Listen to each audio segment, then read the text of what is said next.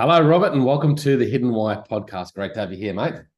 Thank you, Lee. I really appreciate it. We're on opposite sides of the world, but technology is connecting us. This is the wonders of the modern world, no? Wow, yeah, we get to talk about really cool topics all the time on this show, and I'm looking forward to this one, Robert. You've launched your book. This is the first book for you, isn't it? No, it's actually my second book. Second book? I wrote my first book is called Never Enoughitis. That's really the story of my life and the kind of the arc of my story. And that was launched in January 21. And my new book, Love and Truth, was published September 12th. So just about a month and a half ago or so. So the ethos of being spiritual art, love and Yeah. truth. Uh-huh. Love and truth. Two very powerful words, huh?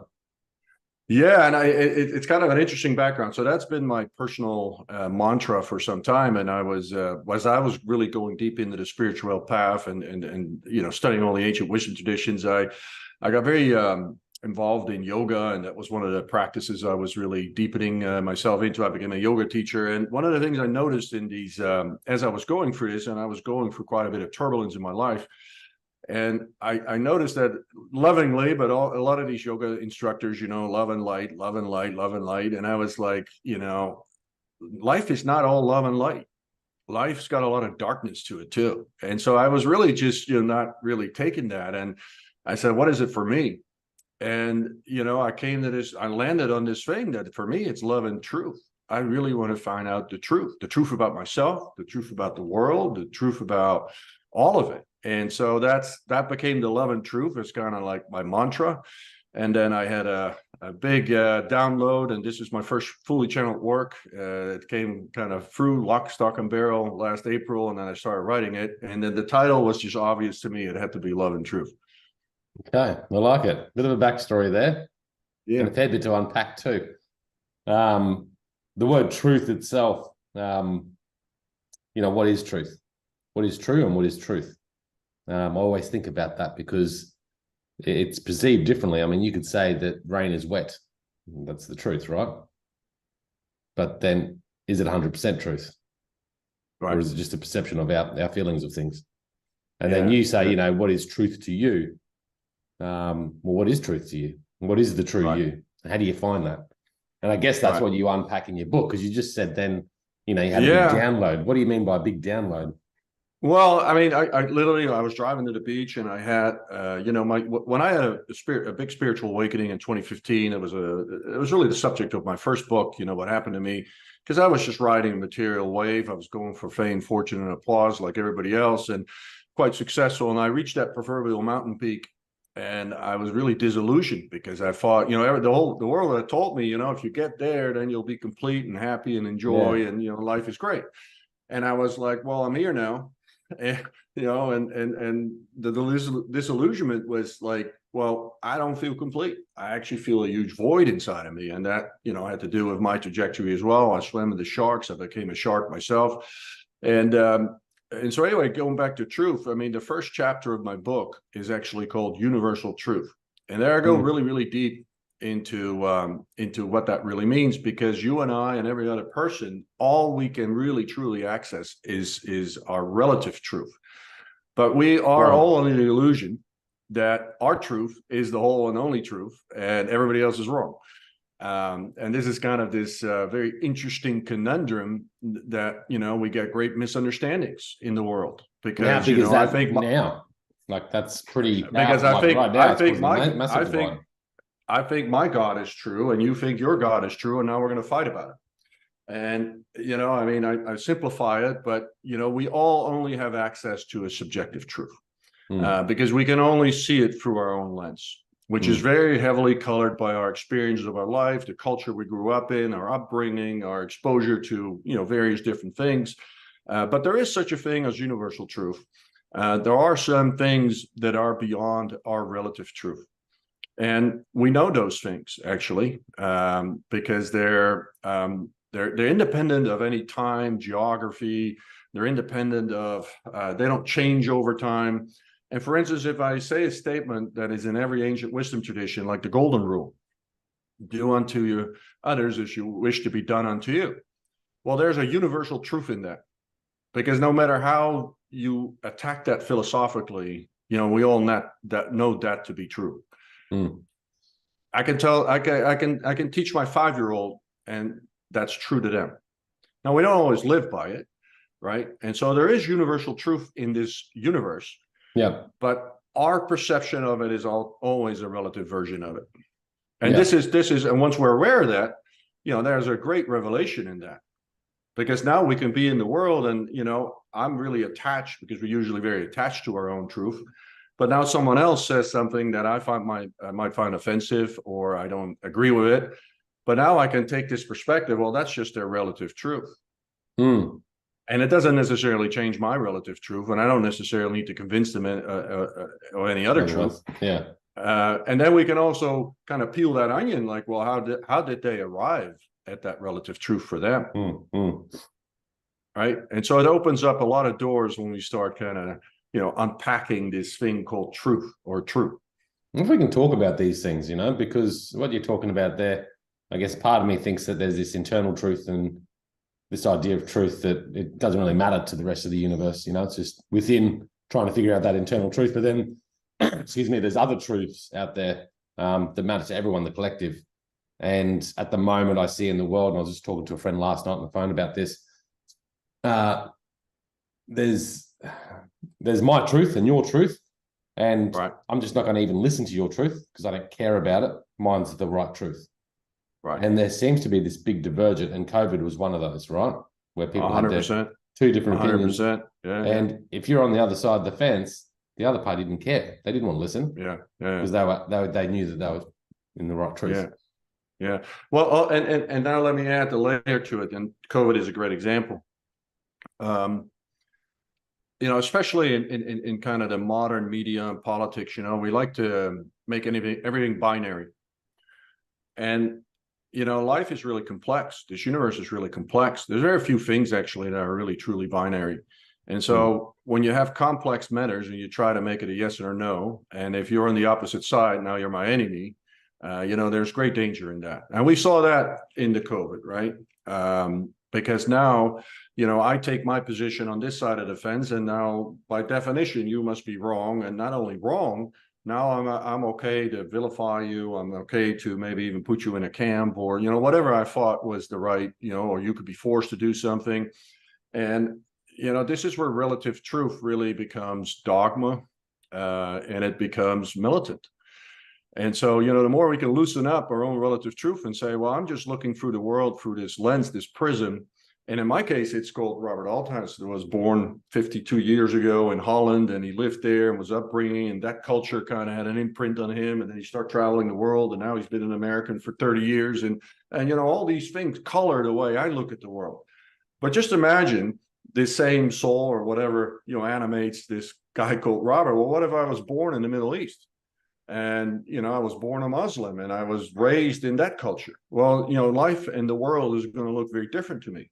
And this is really 100%. The reality of the world, that we have 8 billion people, that each single one of them has a unique experience of life. Yeah. And then therefore their relative truth.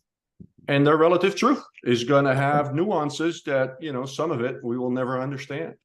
So what can we propose to help allow the discussions that are necessary in the world today?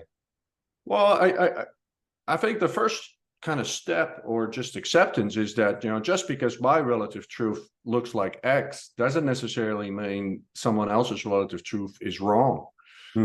Because maybe they're just looking at it from a different perspective. And we can, talking about binary here, but we can talk, it's very different to move through this world as a woman, as a man.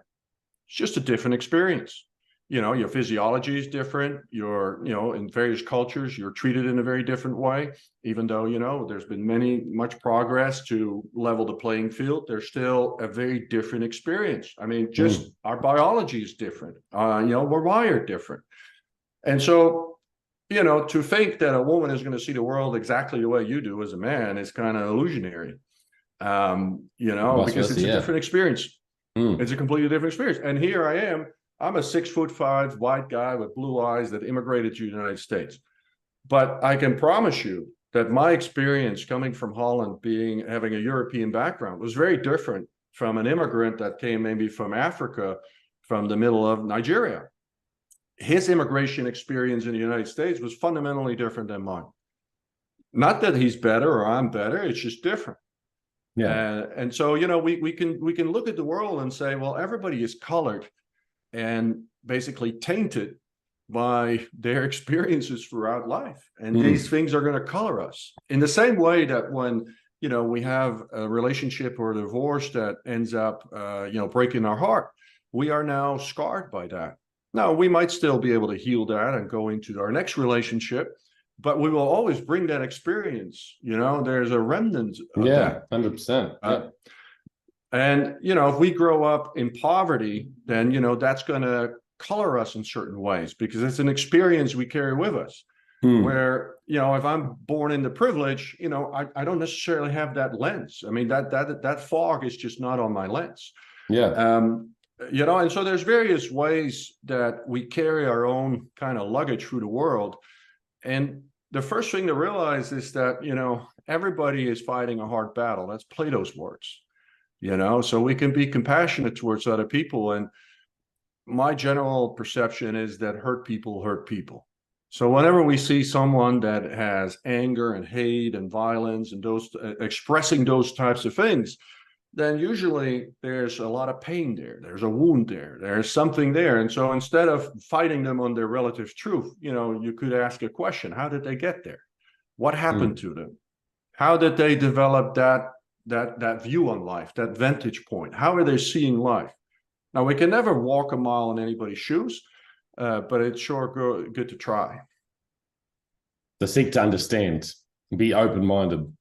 Yeah. I have a little interesting story. I took my kids on a spring break ski trip to Canada, and you sit in this little, those little eggs. You go up the mountain, and everybody's quiet and everybody has their mask on. Nobody's talking.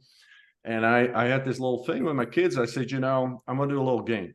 I'm going to ask everybody some questions, and I bet you within 3 questions I can find something that connects me to them.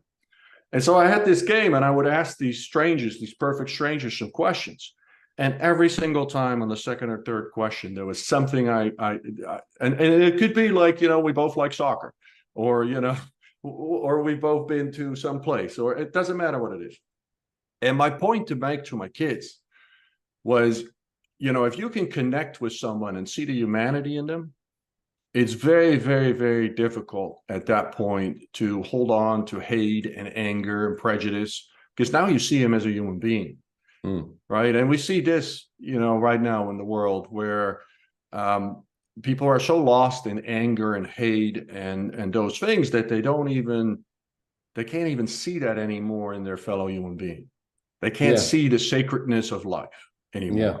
It's a pretty cool practice to be able to just talk to strangers, ask questions, because that's not done enough either. It's fundamental. And everyone's got this fear of doing it like myself. And I've just been overseas myself. And there was times where I just sat in silence when I was like, maybe I should have asked some questions or started a conversation. But you always think, you look at other people and you think, these people just don't want to talk. But everyone wants to talk. I was saying that to a friend. I said, I think everyone wants to talk. They're just scared to go first. Yeah. There's a innate, we're social animals, and there's a innate, I really truly believe that at a soul level, all we're seeking is unity. We're seeking to be unified and harmonized with everything in life. And other people are part of that, because it doesn't feel good to have anger. I mean, if you think about energy, right? So if you go and there's anger and animosity and jealousy and whatever negative feeling you have towards someone else, it doesn't feel good. Now, when you meet a perfect stranger and, maybe you go to a party somewhere and you end up talking to the stranger and you have a beautiful connection and a wonderful conversation, you feel good. It's like, wow, that was an awesome conversation I just had. I just connected with that person. We had so much fun, and maybe you'll never see him again, but it doesn't matter. Yeah. Right. There was a connection. There was unity. There was harmony. Now, anything that's of disharmony is actually in violation of the immutable laws of the universe, because everything, and our job is really, how can I be with harmony with life itself, which is all other people too, which is also, how can we as humanity be in harmony with nature, with our biosphere, with this planet that supports us? How can we be in unity and harmony with everything? I mean, this is a fundamental precept of life. A And when universal truth. we're not going to feel great. It Yeah. doesn't feel good to carry hate around. It really doesn't feel good. Or This anger this or this comes to the animosity. other important word of your book, which is love and truth. Yeah, yeah. So talk to me about Fundamentally, love, because it's getting sometimes thrown around yeah, a little bit yeah. Well, haphazardly, you that's know. true. But I'm glad you asked, because the second chapter of my book is called Universal Love, and I kind of dissect love into two versions of love. right, The one that most people are familiar with, I call love the emotion. Now, this is what most people experience as love or know as love. And love the emotion is a beautiful thing. You know, we love a certain person, we love a car, we love a job, we love something, but it has some elements to it, some qualities to it, some attributes. And one of them is exclusion. Like, I love my people, but I don't like those people. I love my race, my creed, my country, but I don't like those countries. There is an element of exclusion in love, the in emotion. the when you say love the emotion, I'll get there for a second. okay, all right, It'll cool, become cool. clear. Now, there's also a perishability factor in it, because, you know, when I just get my car, I absolutely love this car, and 2 months later, you know, it's just my car. It's just my wheels. Now, I also have this, you know, I meet this beautiful woman in my case, and, you know, I'm so enamored with her, and I ask her to marry me, and we're going to go on this journey of marriage, and then for whatever reason, it falls apart. And now I'm going to hire a pit bull lawyer, and I'm, you know, she's the biggest bitch in the world, and I'm going to, you know, skin her naked, right? This is the perishability of love, the emotion. We idolize someone today, and tomorrow we vilify them. Yeah. That's all love, the emotion. Now, the higher exalted version of love is actually called love, the energy. Now, love, the energy is of a completely different gradation. A lot of people refer to this as unconditional love, but I don't tend to use that, because I think that word is getting cheapened, because people associate love, the emotion, with unconditional love. So love, the energy, has no exclusion and no perishability. So you can offend me right now, and you can call me names, and I can still see the divinity in you and say, I still love him as a human being. I don't find he's kind to me, but I'm going to look beyond that, right? And I'm still going to see your divinity. I'm still going to see your right to live. I'm still going to see your right to freedom. I'm still going to honor you as a person. I might not agree with you. I might think some of your ideas are idiotic, but I'm going to choose to be in this exalted state of love, where I can also access compassion. Yeah. Now, there's also no perishability. Now, this love is a very, very, very high grade, and very few people have access to it. But this is what we see at higher levels of consciousness, and certainly at the level of, you know, what Jesus was talking about, turn your other cheek. There are all these lessons that we know from the great masters, and they've all talked about this ad nauseum. Now, this love, the energy, is really what we're made of. Yeah. This is actually the essence of the universe. And this is really what we're rising into. But it's a very, very high standard. And we have to get out of the way of our ego and stop being offended by everything that anybody might direct at us, and just really just anchor into that part of us that is within us. And we all have access and capacity to do this. But this is a very, very different. And we saw very little of this, for instance, during the pandemic. We see very little of this in these wars and conflicts that we see today. And most of the chaos in the world, and most of the surveillance systems that are being put in place, and most of, you know, and I could keep going on and on. This has nothing to do with love. This has to do with power and control. Yeah. So this love, the energy, I mean, life, I feel, is just energy, a wave of energy that we tap into and tap out of when we live in this conscious, this physical body. But then after we go back into that field of energy. Is my thoughts on it all anyway, but you can probably unfold that a bit more better than me. To get to this state of love, the energy, I suppose we have to fall into a high level of consciousness. You don't fall into it. You actually rise into it. But rise into it. If you allow me, I want to. This is in my introduction, and this, a lot of times this resonates with a lot of people. It's a very short little paragraph. If you allow me to read it, it will actually touch on all this, because I mean, I promise you, this is not rocket science, and we all actually know this at a deep level. So here it goes. This is part of the introduction. So to save you the trouble of reading, let me summarize this book for you. Love is the secret sauce. Love is the only answer. This is the only truth. And honestly, we each know this, although we might not live it. Anything created, empowered, infused, bestowed, encircled, or embraced with love inevitably heals, thrives, grows, flowers, blossoms, unites, harmonizes, regenerates, and creates effervescent beauty in whatever form that might appear. Love is the sacred elixir of life itself, the magical, energetic pixie dust of this universe, that which animates all of creation. Love is infinitely intelligent, wise, and powerful. And when we awaken to this remembrance, the nucleus of divinity deep within us is sparked and reignited. What I'm really pointing at here is that we all know that when we pour love in our relationship, in our marriage, in our parenthood, things thrive, things come to life, things blossom. When we pour love in our business and we pursue it with a passion, it comes alive. When we pour it into a friendship, when we pour it into our anything we build, when we cook, a meal tastes better when you cook it with love. We all know this. There's no secrets here. Now, when you have anything that is created, without love, you really get everything that's ugly in this world. And it doesn't flower, it doesn't blossom, it doesn't unite, it doesn't harmonize. And so this is really the secret that, if you want to have an elevated life and rise in consciousness, don't worry about rising in consciousness. Just start looking at life. Like, where can I pour love into this world? Into myself first, right? Love all my flaws, love all my imperfections, because I'm here to learn and evolve.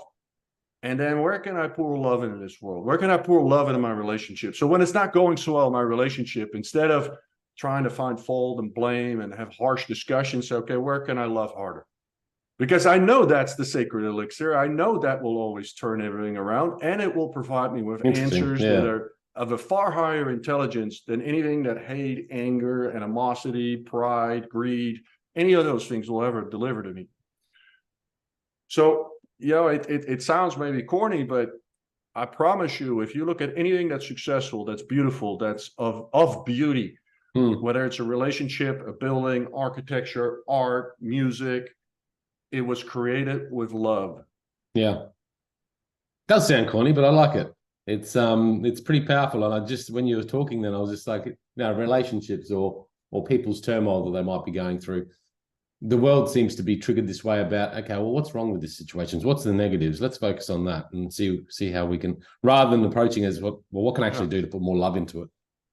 Yeah. We're trying what would love do? We're trying to look at the ugly, Yeah. And love, has many expressions. I had a client once that had just finished 2 weeks meditating in Tibet, and we were actually just doing a little errand, and we're in the supermarket paying the cashier, and he was kind of like really short and brief and sort of rude.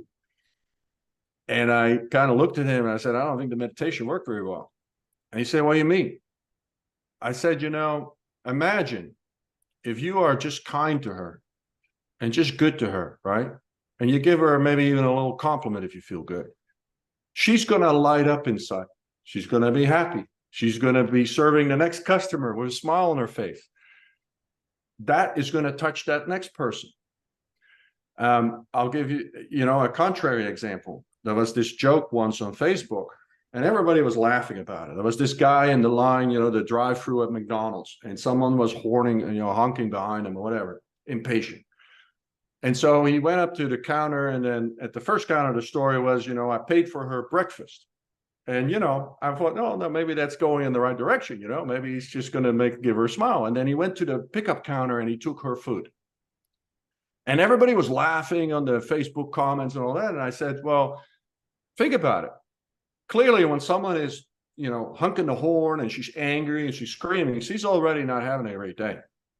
I don't know what happened. Maybe something really bad happened in her life. We don't know. And now you're going to do this and aggravate her. Where you had the opportunity actually to maybe pay for her breakfast and put a smile on her face and change the directory, the arc of her day. Now, what people don't realize is that every thought, every action, every energy lives forever in this universe. Everything is a vibration that we express into this universe. Everything negative you do lives forever. everything positive you do lives forever too. This is why the universe is expanding at the rate that it does, because all our cumulative experiences as human beings are just expanding the universe with information. Now imagine the power of your thoughts and your action, even the smallest little things that you do. If we can see one little person, you can help a person just with a kind word, open a door for someone, give someone maybe a compliment. You are changing the world in that moment. You don't have to go on the great political scale and negotiate a truth, a truth PC between. That might not be your job in this lifetime, but you certainly can walk through life with kindness and goodness and love in your heart, and it changes 100%. The world. That changes the world. Yeah. Do you feel that we're rising into this as a collective? We are, because all of consciousness is just a cosmic play, and what I mean by that is there a far greater intelligence that's kind of orchestrating all this entire universe.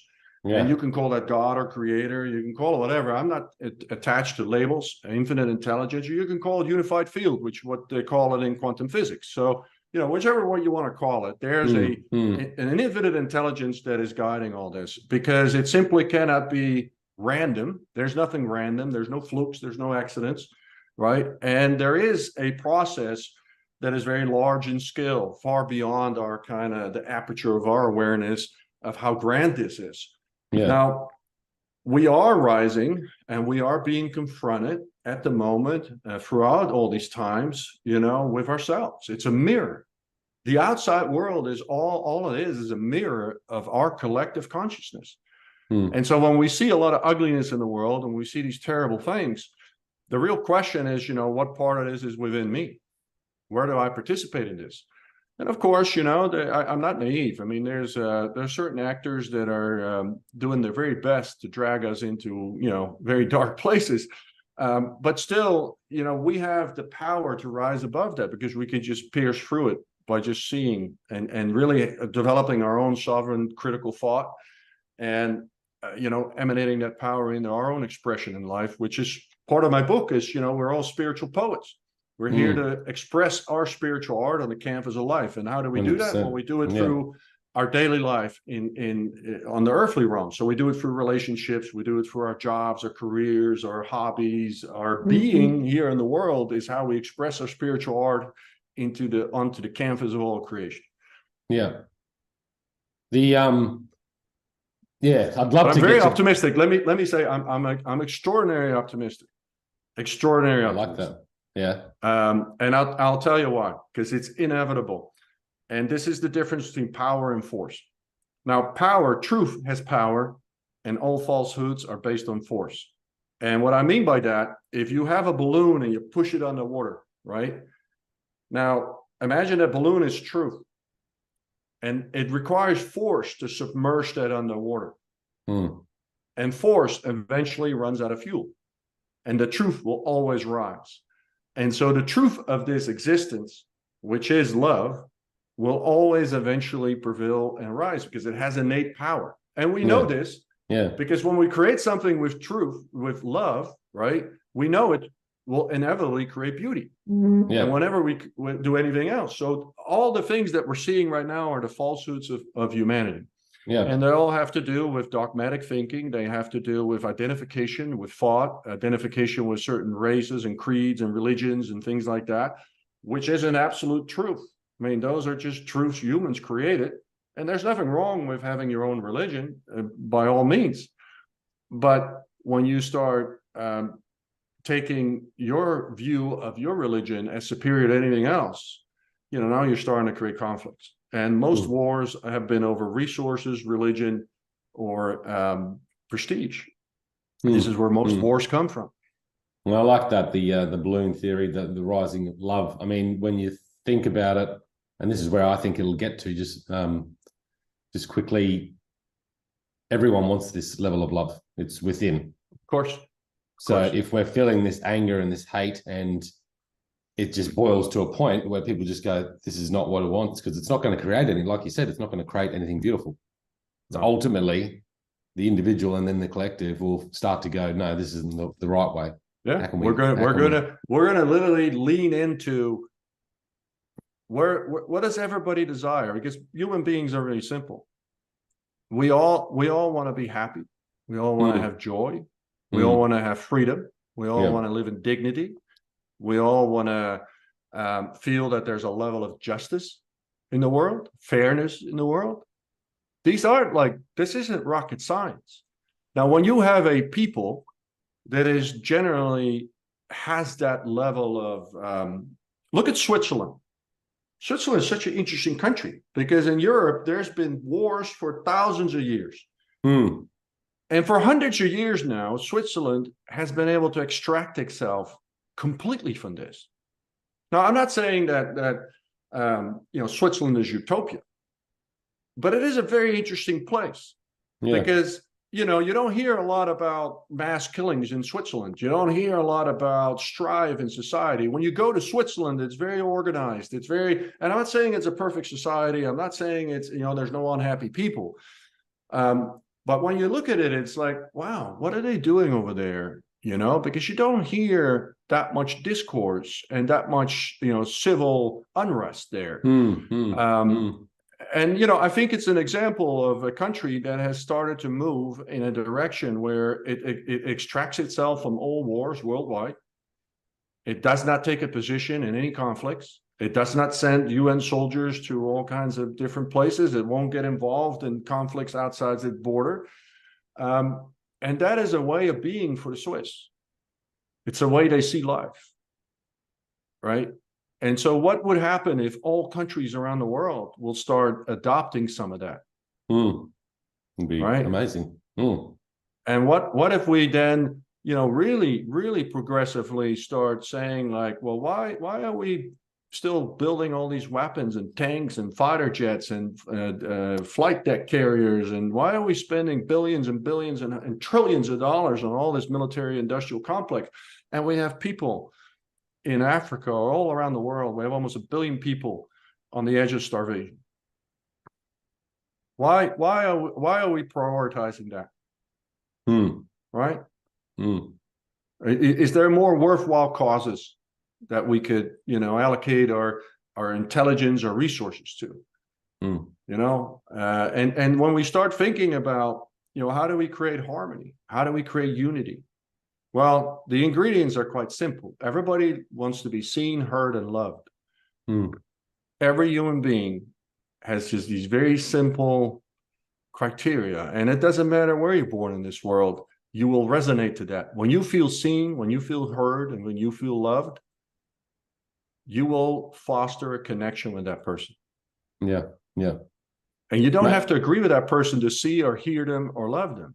You don't need to agree with them. It's not necessary. yeah. There's lots of people in the world I totally do not agree with, but I can still see them and hear them and love them. Mm. And they don't need to agree with me. It doesn't change my truth. All I ask is leave me my freedom to express myself. And I do believe that, my expression should not cause any undue harm to anybody else. Yeah, yeah. Powerful, powerful stuff. Your book's available on Amazon? Yeah, absolutely. It's on Amazon. I'm for sure it's available in Australia as well. I've had some really nice people reach out from Australia and give me some testimonials and feedback.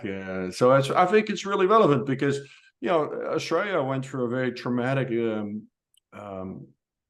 fracturing of society as well during this whole pandemic. Obviously, all the Western world went here in the States and Europe, but in Australia it was very powerful and it was very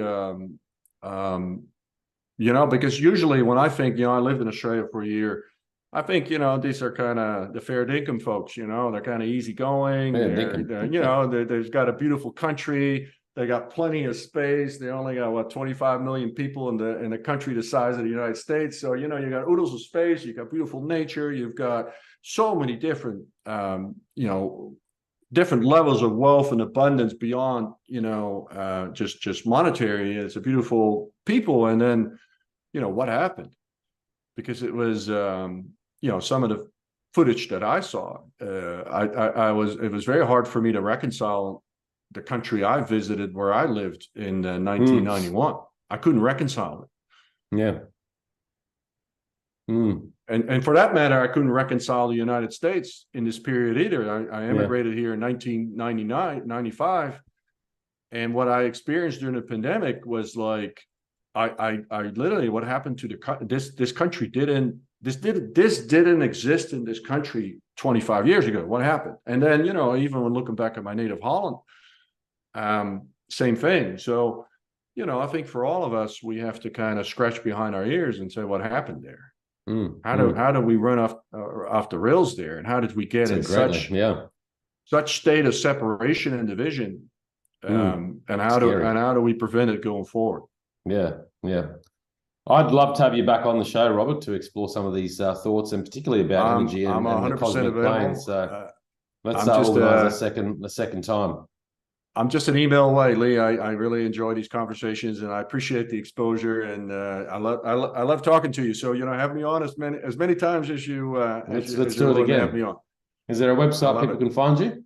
Yeah, it's my name, robertalthuis.com. You can find me on Amazon, on Instagram, I'm on Facebook, LinkedIn. I think I just started TikTok as well. My last name is Althuis. I'm the only Robert Althuis. If you Google it or Amazon it, I think I'm the only one with this weird name, so that makes it easy to find me if you can type it the right way. And so Robert Althuis. And both my books. My first book is an audio book as well. My second book, maybe next year I'll do that. But yeah, and I'm always available. People can reach out to me. They can find ways to connect with me on via my website. I'm always happy to hear from people. So that's awesome. Stick the website in the show notes, guys. Check it out at thehiddenwhy.com. Robert, thanks you so much for coming on again. Appreciate your time. Thank you so much, Lee. I really appreciate it. Guys, check it out. Peace, passion, purpose. See you soon.